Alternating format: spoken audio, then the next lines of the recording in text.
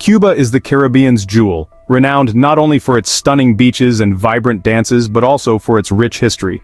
Visiting Cuba, tourists are immersed in a colorful environment where the past and present blend uniquely. Here people travel by horse-drawn carriages and bicycles because cars are scarce and only vintage vehicles remain. Despite its small size and embargo, Cuba boasts one of the world's most advanced healthcare and education systems. In this country, selling Coca-Cola is illegal and there are no Starbucks or McDonald's. Even before 2018, there was virtually no internet in Cuba. Interestingly, Cuba still issues food ration coupons today. Let's explore 19 of the strangest things about Cuba. Number 19. Condom Paradise. In 2014, global health organizations were deeply concerned when Cuba's demand for condoms vastly exceeded its supply. Most reports at the time warned of the risk of an HIV epidemic in Cuba due to inadequate protection. However, the enormous demand for condoms in Cuba did not entirely stem from biological needs, but rather from daily life activities. Due to the scarcity of goods caused by the embargo, Cubans have had to get creative with various products in their everyday lives. With an average monthly income of only around $25, people in Cuba often seek unique ways to earn extra money. One such method involves making fruit wine, with condoms used as caps. In an interview with AP, Mr. Orest's family uses hundreds of condoms to seal the fruit wine jars they produce. As the wine ferments and produces gas, the condoms expand. By observing whether these caps are deflated or inflated, Mr. Orest can determine if the wine has sold. Meanwhile, the government sells packs of 3 condoms for just 1 cent, leading Cubans to find inventive uses for them that even the manufacturers might not have anticipated. In Cuba, if you find yourself without a hair tie or a product wrapper, a condom can substitute effectively. Additionally, people can use condoms to fish by attaching several condoms to a fishing rod. The line remains buoyant and can be cast farther into the sea. When a fish bites and pulls the condom, all that's left to do is reel in the catch. Interestingly, condoms are also used as substitutes for plastic bags for various products, as rubber is relatively scarce here. What do you think of these uses? Share your thoughts below. Number 18. Bride uses male guests to dance with at weddings. In other countries, wedding guests typically give money as a wedding gift. Cuba's wedding culture is somewhat similar but with a unique twist. Guests dance with the bride or groom, and money is pinned to the bride's dress, which the newlyweds use for their honeymoon. Cuban weddings are often very formal, usually involving all relatives and friends, typically from 50 to 100 people or more.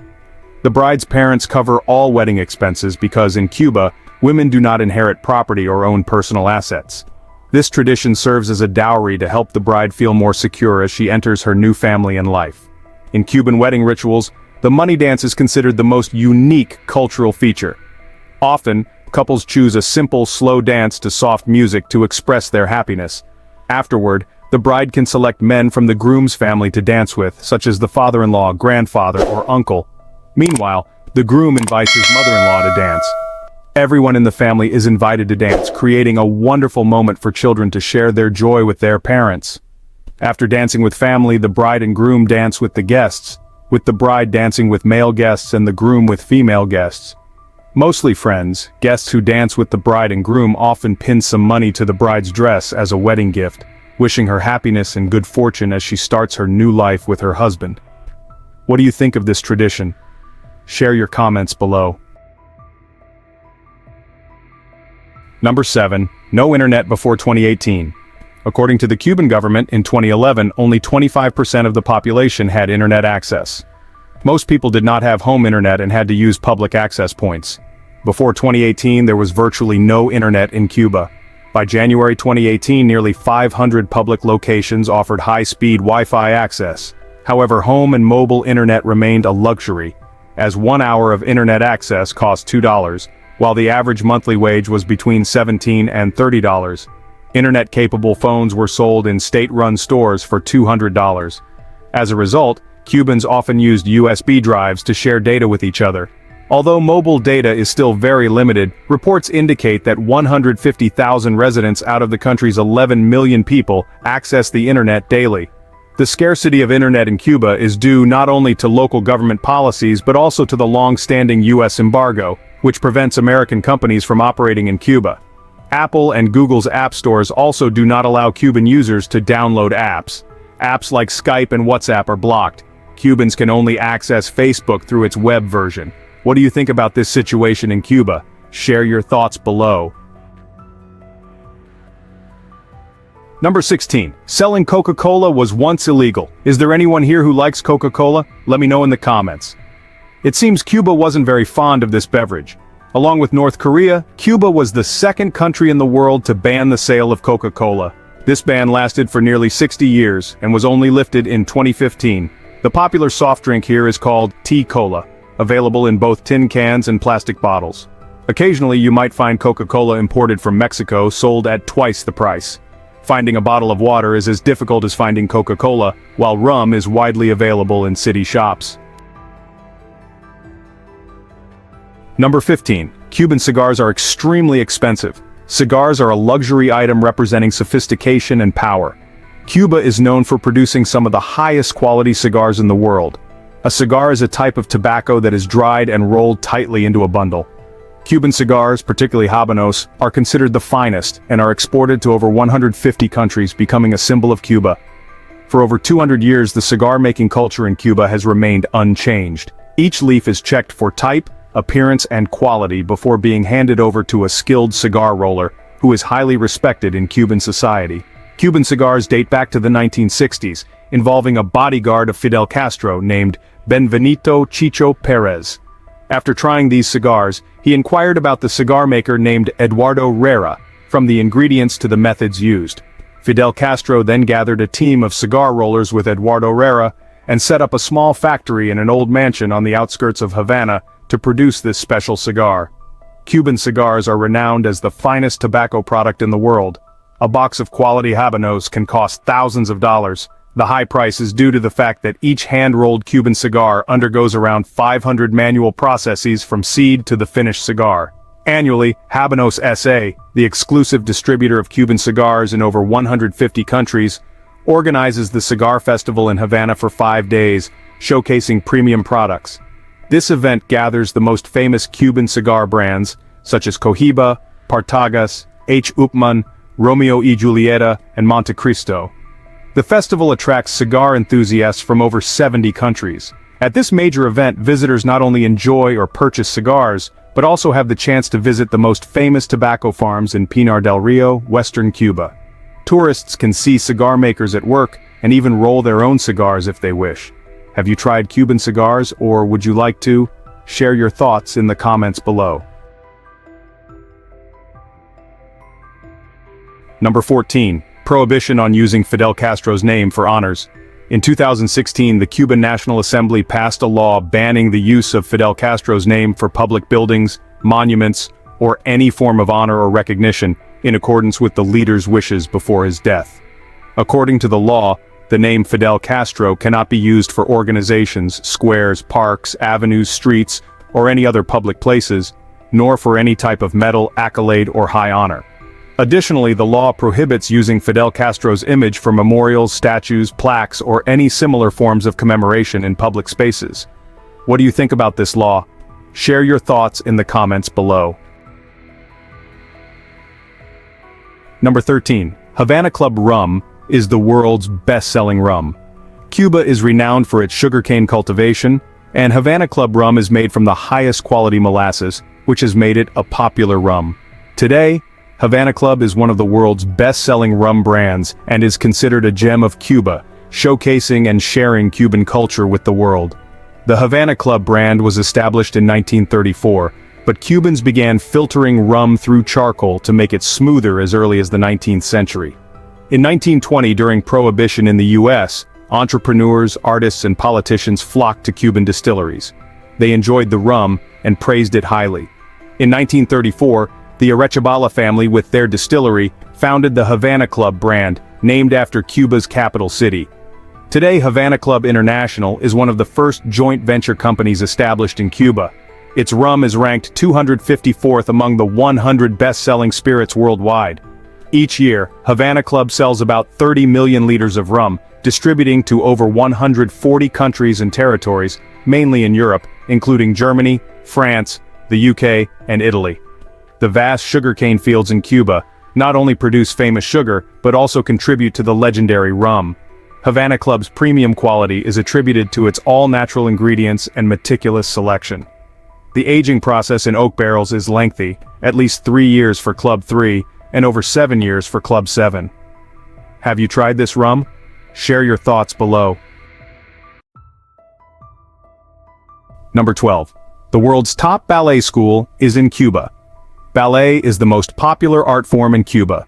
You might be surprised, as boxing is often associated with the country, but today, while baseball is the most popular sport, ballet is Cuba's main pride. Cubans say Russian ballet impresses with excellence. French ballet is rich in emotion, while Cuban ballet showcases both features. The Cuban National Ballet School is one of the largest ballet institutions in the world, with over 3,000 students.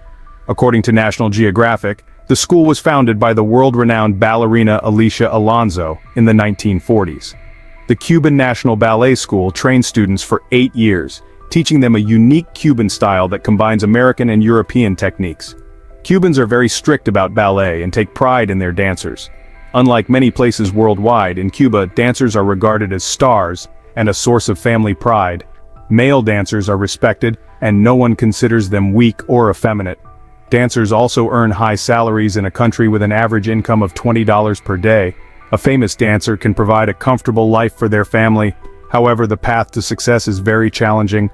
The rigorous training means dancers often use the floor as a place to rest and eat. A typical day for students lasts from 8 a.m. to 10 p.m., including both theory and practice in ballet, as well as subjects like math, history, and French. Therefore, graduates who do not want to pursue a professional ballet career can still choose other fields. Number 11. Food rationing. Local residents receive food rations. The average monthly salary of a Cuban is between $17 and $30, while their monthly pension is $9.50. Every month people receive rations, including eggs, sugar, vegetable oil, rice, meat, chicken, fish, and sausages. Cubans take pride in the fact that healthcare and education are free in their country. Since 1962, Cuba's food rations have been organized and implemented through the Libreta de Abastecimiento coupon system, which each individual keeps to collect their daily food supply. This system establishes the total ration allocation by the government, specifying the amount each person can receive through distribution and standard limits. Although food rations are not free, the subsidized cost of these rations is significantly lower than the market price, costing less than $2 per month, about 12% of the market price. Goods can also be purchased outside the ration system. Cubans age 13 and over receive each month 5 eggs, 30 bread rolls, about 3.5 kilograms of rice, 2 kilograms of sugar, 250 grams of cooking oil, 250 grams of beans, 250 grams of salt, 125 grams of coffee, 1 box of matches, and 700 grams of chicken, ham, and minced meat. Additionally, every 3 months, each person receives about 3 liters of alcohol and 3 liters of oil, with rural areas receiving more oil and alcohol than urban areas. The Cuban president stated that the country spends about $230 million each month to ensure the supply of items like rice, coffee, sugar, grains, and other essential products that subsidize prices through over 12,000 retail outlets. Number 10. Cuba doesn't have many new cars on the streets. Visitors to Cuba are often amazed to see a plethora of retro cars on the streets. These cars are considered an integral part of Cuban culture, not only serving as transportation, but also representing a unique cultural element found only in this country. Currently, most of the cars in operation in Cuba were manufactured in the US before the 1950s. The remainder includes Soviet-made cars, which account for about 30%, while a very small number are modern vehicles. Since 2009, Cuba has started importing Chinese sedans for use as police cars, taxis, and rental vehicles. Cubans have been allowed to purchase new cars from state dealerships since December 2013. On highways, there are almost only cars, with very few motorcycles. In rural areas, horse-drawn carts and bicycles remain the primary modes of transportation. Additionally, if you travel around Cuba, it's common to see people hitchhiking, with many drivers stopping to pick them up. This is because Cuban traffic laws mandate that drivers of state vehicles marked with blue plates must offer rides to hitchhikers without expecting anything in return.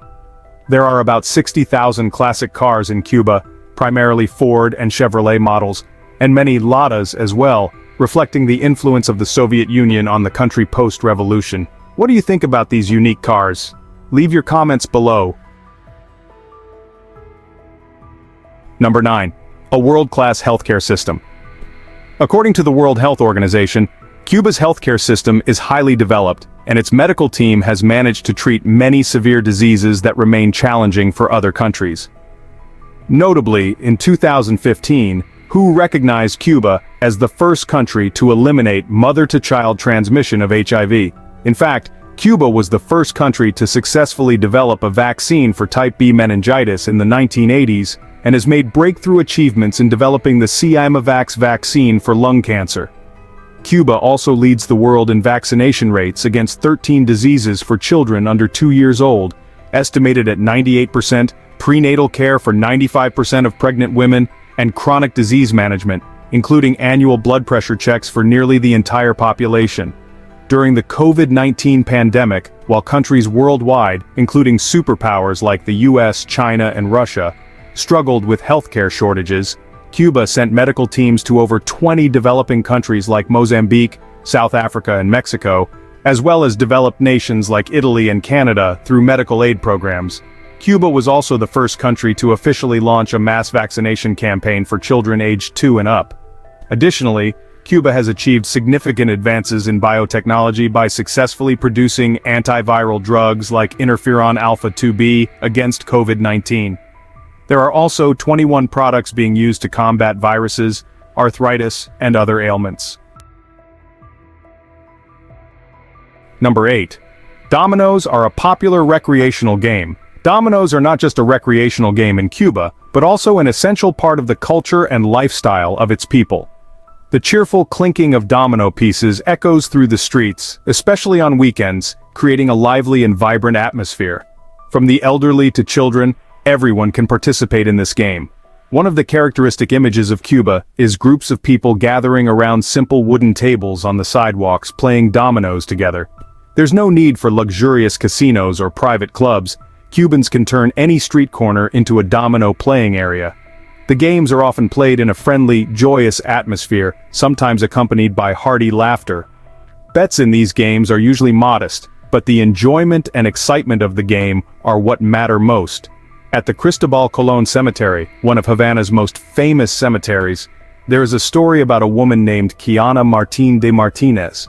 According to legend, she lost an important domino game in her life, which deeply impacted her. To honor her life and passion for the game, 2 three-dot dominoes were engraved on her tombstone. Number 7. Strange New Year's customs. New Year's Eve in Cuba is not only a time for family gatherings but also an occasion to showcase unique and colorful traditions. Cubans have some very special and unusual ways to ring in the new year. One of the most common customs on New Year's Eve in Cuba is to clean the house thoroughly. It is believed that this cleaning will help remove bad luck and negativity from the old year. After cleaning, people throw a bucket of water out the door, symbolizing the sweeping away of all the bad things and welcoming a bright new year. This act is akin to a purification ritual, helping to cleanse the spirit and prepare for the good things to come. Another unique Cuban custom involves taking a suitcase outside at midnight and walking around the neighborhood. According to local belief, this action will bring many trips and exciting experiences in the coming year. The sight of Cubans carrying suitcases around the streets on New Year's Eve is a common and lively spectacle.